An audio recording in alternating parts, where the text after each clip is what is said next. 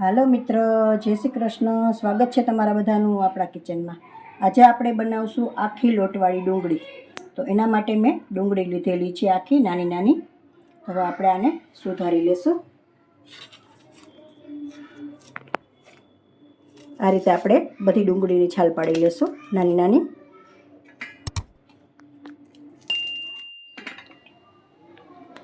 તો છાલ પાડીને તૈયાર છે આપણી ડુંગળી.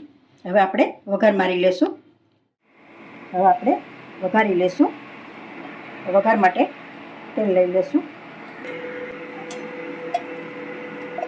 2 ચમચા જેટલું.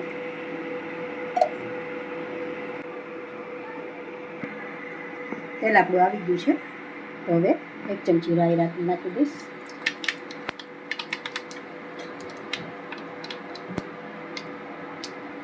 હિંગ 1 ચમચી. ડુંગળીનો વઘાર મારી દઈશું.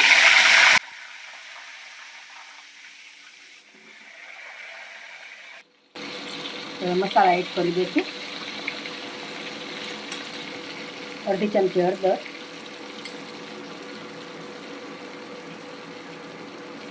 1/2 ચમચી મરચું પાવડર, 1 ચમચી ધાણા જીરું, નિમક. સારી રીતે મિક્સ કરી લઈશું.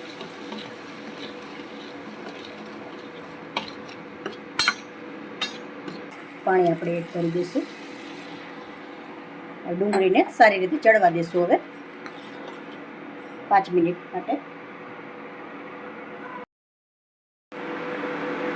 ડુંગળી આપણી સારી રીતે ચડી ગઈ છે.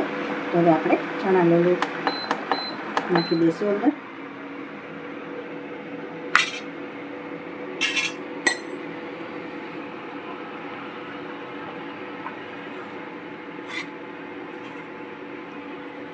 હલાવી લેશું સારી રીતે.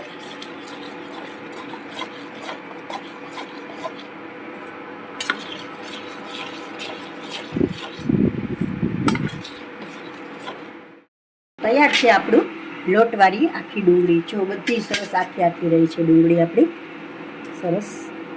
હવે આપણે પ્લેટમાં લઈ લઈશું. તો આપણે સર્વ કરી લઈશું. પ્લેટમાં કાઢી લઈશું ડુંગળીને.